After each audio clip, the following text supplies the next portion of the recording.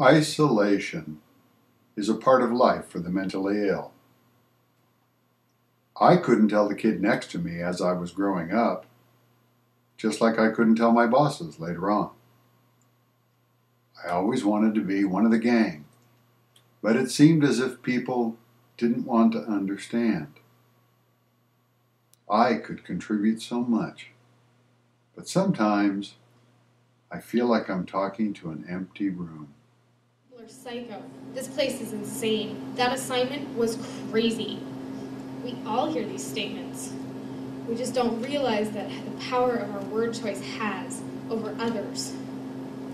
The saying, "Sticks and stones will break my bones, but words will never hurt me," is a false statement. Some forms of hate and discrimination have already been challenged. There is one form of stigma that has gone unchecked. This is the stigmatization of the mentally ill.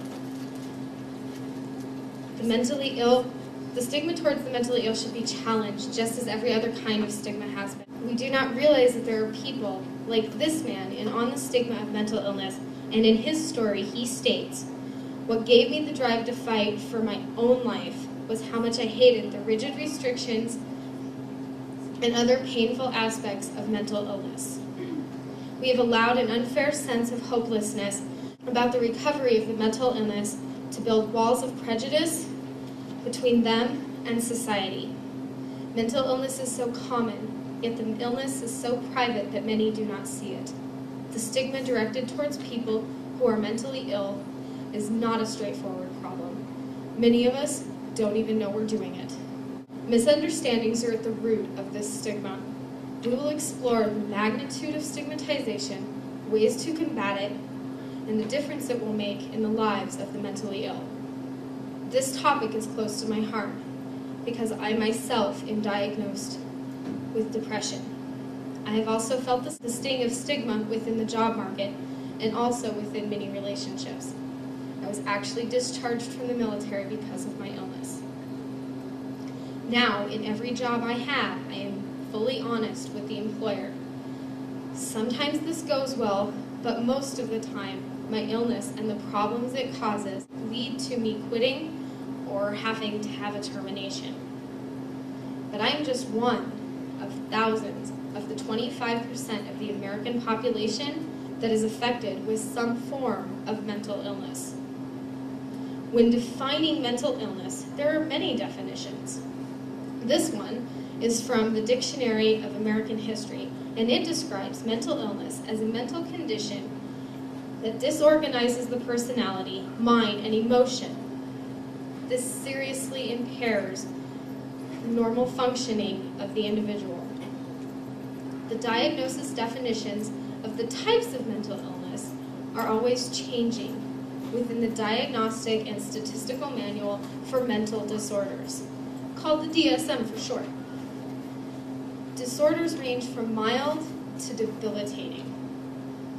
The population affected is a lot larger than people want to know or admit to.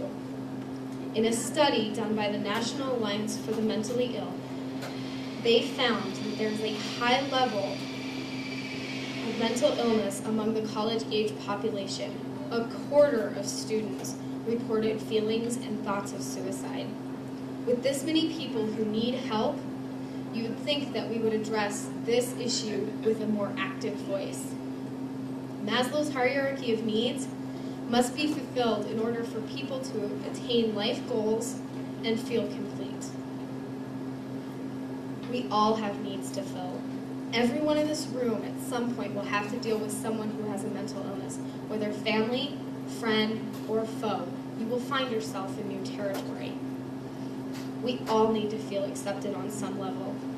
Stigma resounds through all aspects of people's lives. There are two types of stigma: public stigma and self-stigma. Public stigma is when people cross the street to get away from the man who is talking to himself. Self-stigma is how that man feels after people cross the street to get away from him and how he interprets this gesture. When the public stigma becomes unbearable, the mentally ill will take that stigma and turn it inward on themselves, creating self-stigma. The mentally ill have been wandering the streets of abandonment and loneliness for so long, and many are still there due to this stigmatization. Everyone must come to the understanding that the mentally ill are able to recover just as anyone living with a broken arm or an amputated limb can. And when they recover,